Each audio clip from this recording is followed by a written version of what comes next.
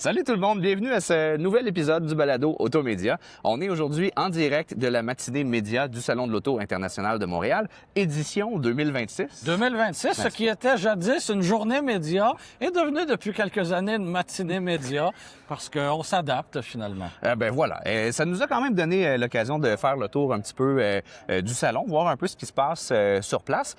Hey, salut tout le monde, je prends quelques secondes avant de poursuivre avec l'entrevue pour remercier le commanditaire officiel du balado Automédia, Garantie KM+. Avez-vous commencé à préparer l'entrée en vigueur de la nouvelle loi 30 en juillet 2026? Ça s'en vient, là, c'est dans à peine un an. Garantie KM+, y a travaillé très très fort et présente son nouveau plan royal. Informez-vous là-dessus. Garantie KM+, c'est quoi? C'est une entreprise qui ne se contente pas que de vendre des garanties prolongées. Ils accompagnent les concessionnaires automobiles, évidemment, mais aussi de véhicules récréatifs, de sport motorisé, de sport marin, avec des solutions qui sont simples, efficaces et pensées pour la réalité du terrain.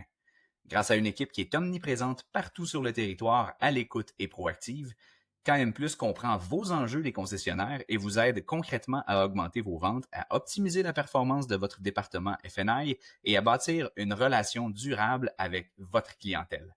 KM+, c'est bien plus qu'un fournisseur de garantie, c'est un partenaire d'affaires qui est engagé à votre succès, à vos côtés. Demandez une rencontre avec votre représentant KM+, pour en savoir plus. Rendez-vous au kmplus.ca. Encore une fois, c'est le kmplus.ca. Maintenant, de retour à l'entrevue. Un des éléments qui retient l'attention, c'est le fait justement qu'il y a des marques qui sont de retour, qui n'étaient plus là et qui sont là de nouveau cette année. Oui, c'est le cas de BMW qui était absente depuis plusieurs années.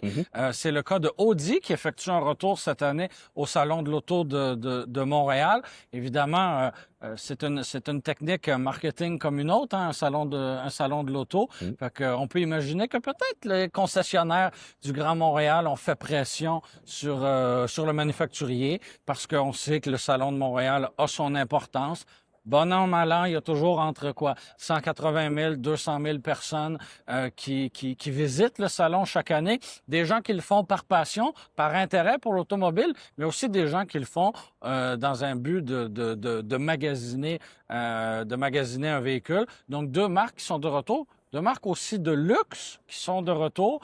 Donc, pour moi, il y aura peut-être une leçon à tirer de ça. C'était la bonne nouvelle. Les deux marques qui sont de retour. Il y a quelque chose que je remarque aussi. C'est les marques qui ne sont pas là et qui auraient peut-être intérêt à être là. En tout cas, selon mon analyse, selon mon humble avis, on peut penser à VinFast, à Lucid, à Rivian et même à Genesis. Ce sont des marques qui existent depuis 10 ans ou moins, qui ne sont pas nécessairement connues de tout le grand public. Qui n'ont peut-être pas nécessairement non plus les budgets marketing rêvés, mais en tout cas, pour moi, le Salon de l'Auto, c'est un super endroit pour faire connaître ta marque. On l'avait vu, là, VinFast avait un kiosque, il y a 2 ans. Un kiosque qui était grand, j'exagère, là, mais comme 2 terrains de football. Immaculé par ailleurs, hein? Le plancher là, blanc. C'était, on aurait dit qu'ils avaient aménagé une salle d'exposition de concessionnaire, mais pour l'instant de quelques jours finalement pour le salon seulement. Alors de les voir passer de si haut à si bas finalement en étant absent, il y a un choc et ça. Est-ce que ça témoigne de la réalité du constructeur en ce moment? Je le sais pas, là. C'est peut-être un signe. C'est peut-être un signe. Peut-être. Qu'est-ce qui a retenu ton attention de ton côté pendant cette visite ce matin? Ben, c'est certain que il y a, si on ferme la parenthèse des absents, il y a aussi chez certains manufacturiers Plus bien implantés oui. qui continuent de briller par leur absence. Je Honda, pense à Honda, Acura, entre autres. Là, oui, exactement. Ouais. Mais Mazda aussi. Mazda aussi, effectivement. Aussi. Oui. Ça, tu vois, les concessionnaires, en tout cas le pouls que j'ai, les concessionnaires auraient envie que le manufacturier se déplace, mais c'est un mot d'ordre à l'échelle globale de dire on ne fait pas les salons. L'année dernière, au Salon de l'Auto de Québec, donc au mois de mars, Mazda était là, représenté par les concessionnaires, et je pense qu'il y a peut-être là une formule que certaines marques pourraient adopter. Il faut là. dire que le Salon de Québec, cela dit, Ouais. ce sont les concessionnaires Ouais. qui s'organisent et qui font arriver cet événement-là. Avec plus ou moins de support oui, du manufacturier exactement. derrière les concessionnaires, mais oui, il y a une beaucoup plus grande implication des concessionnaires derrière la présence et la représentation des marques Mais la au preuve, Salon de peut-être. l'auto de Québec. Ouais. À Montréal, je regarde dans tous les sens là, parce qu'on a fait le tour vite. Volkswagen est présent cette année au Salon de l'auto de Montréal, comme c'était le cas lors des années précédentes. On a un kiosque, disons, plus modeste. Plus modeste, plus mais terre justement- à terre, mais c'est le résultat d'un travail de collaboration entre les concessionnaires de la région. Puis au final, ben, c'est quoi? C'est qu'on offre on met à la disposition des consommateurs les véhicules de la gamme actuelle. Je pense que c'est tout ce qui compte. Est-ce qu'on a besoin d'avoir un écran de cinéma derrière les véhicules, des plaques tournantes, puis plus d'éclairage qu'à la place Ville-Marie? Je le sais pas, là, tu sais. Mais justement, sur le point de l'intérêt pour les concessionnaires autour de cet événement-là, justement, ici à Montréal, ben Volkswagen est un bon Absolument. exemple de ça, des concessionnaires qui se sont mobilisés pour dire, parfait, on va trouver une solution pour être présent quand même. Et qui sont capables de travailler ensemble. Oui. Hein, parce Ouais. qu'il existe quand même une compétition entre les concessionnaires, surtout peut-être dans un même territoire. Mais pour moi, c'est un bel exemple. Il y a un travail de collaboration qui est possible.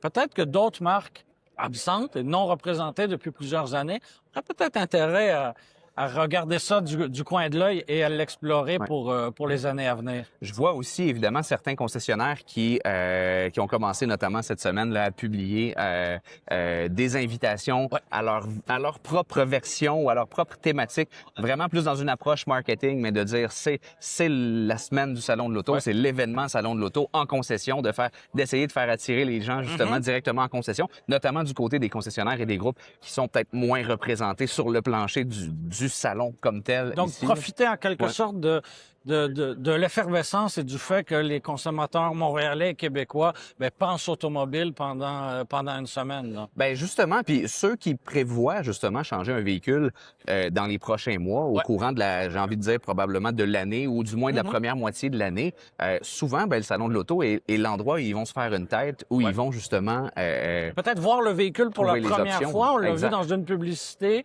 on l'a vu sur Internet. Là, on le voit en vrai pour une première fois. Peut-être un essai routier qui va suivre. Fait que, voilà. J'aurais bien envie, moi, d'ouvrir la discussion et de poser la question justement aux gens qui nous écoutent présentement. De votre côté, en concession, particulièrement dans le Grand Montréal, mais en région aussi, je serais curieux de savoir justement qu'est-ce que ça représente pour vous. Est-ce que c'est important? Est-ce que vous sentez un effet en concession? Quel rôle joue cet événement-là finalement dans votre début d'année? Parce que c'est vraiment ça. Hein? On commence l'année. C'est le premier événement de l'année. Ça lance l'année. Ça lance l'année automobile. Il y avait le salon de Détroit là qui commençait à peu près en même temps, mais ça nous rejoint peut-être un peu moins.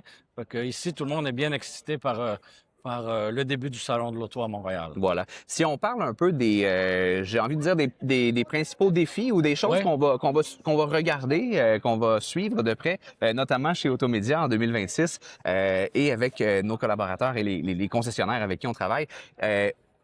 Pensons notamment à l'élément électrique. Tu sais, on fait le tour ici là, des véhicules électrifiés, que ce soit hybride ou 100% électrique. Il y en a en proportion de plus en plus grande dans la plupart des kiosques qu'on visite.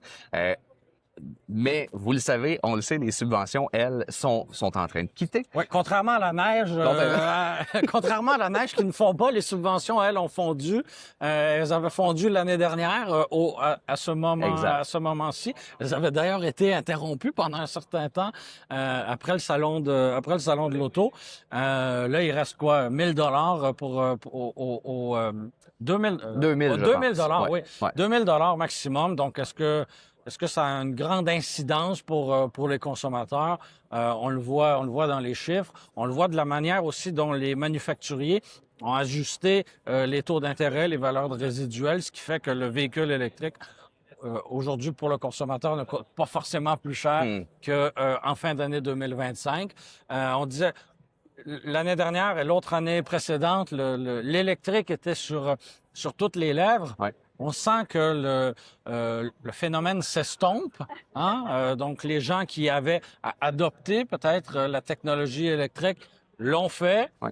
Là, on est en train de se demander si finalement, l'hybride, c'était peut-être pas juste une technologie de transition, c'était peut-être quelque chose qui répondait à des réels besoins. Puis ça, on le sent avec les consommateurs, avec les concessionnaires, mais avec les manufacturiers aussi. On a complètement ajusté le tir dans certains cas. Ça va être intéressant de suivre justement les chiffres de vente, notamment au Québec, là, de la façon dont ça évolue, parce qu'effectivement, tu viens de le mentionner, dans les salles de montre, il y a énormément de véhicules électrifiés, mais les versions 100% électriques sont présentes elles aussi. Là. Donc, il faudrait pas que justement tout l'intérêt finalement se retourne vers des versions, par exemple, hybrides. Reste qu'on a des véhicules électriques dans le cours et qu'il faut trouver une façon de trouver preneur pour ces modèles-là. Là. Voilà, ça c'est bien vrai. Ça c'est bien vrai. Excellent. Sinon, dans les autres nouvelles, évidemment, comme à chaque année, il y a des nouveautés. Il y a des modèles un petit peu hors normes. Il y a des modèles qu'on peut se permettre, des modèles qu'on peut se permettre seulement de rêver.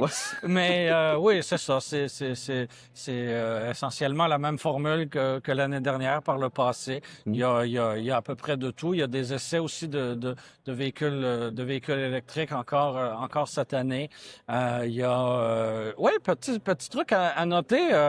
Pour les concessionnaires qui nous écoutent, il y a un concessionnaire qui s'implique peut-être un peu plus que les autres ou d'une manière différente, Nissan Thetford, qui s'implique en course automobile. Ah oui. On a vu ça avec une nouvelle série de courses, Challenge Canada, donc la Nissan Z, qui va être mise en valeur dans cette nouvelle série de courses-là. C'était lancé officiellement aujourd'hui.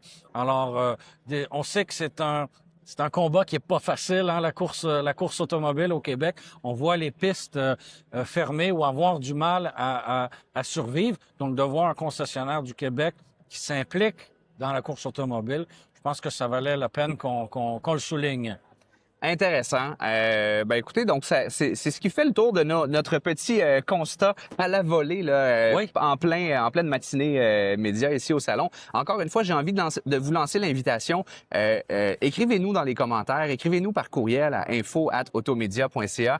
Venez nous voir au salon. Oui, hein, on va être là plusieurs jours pendant le salon. Venez nous rencontrer, venez nous donner la main, nous donner comment ça se passe chez vous en concession. On a envie de le savoir. On a envie de le savoir, puis vraiment, moi, l'élément là, salon de l'auto impacte pour vous en concession et le rôle que ça a et l'importance que ça a. Et comment vous faites justement aussi? Quelle tactique vous mettez de l'avant pour que cette attention-là et cet événement-là et toutes ces belles lumières-là se transforment en potentiellement clientèle et en potentielle vente chez vous en concession.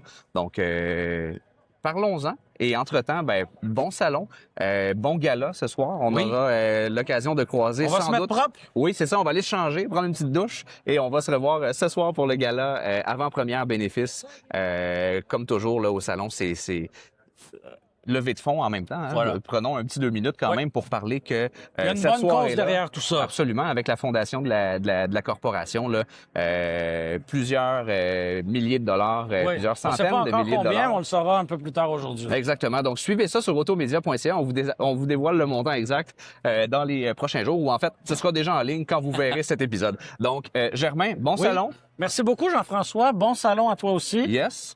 Et à tout le monde, profitez-en. Bon début d'année. On vous souhaite beaucoup de succès, beaucoup de prospérité en 2026. Donc, voilà. Bon salon.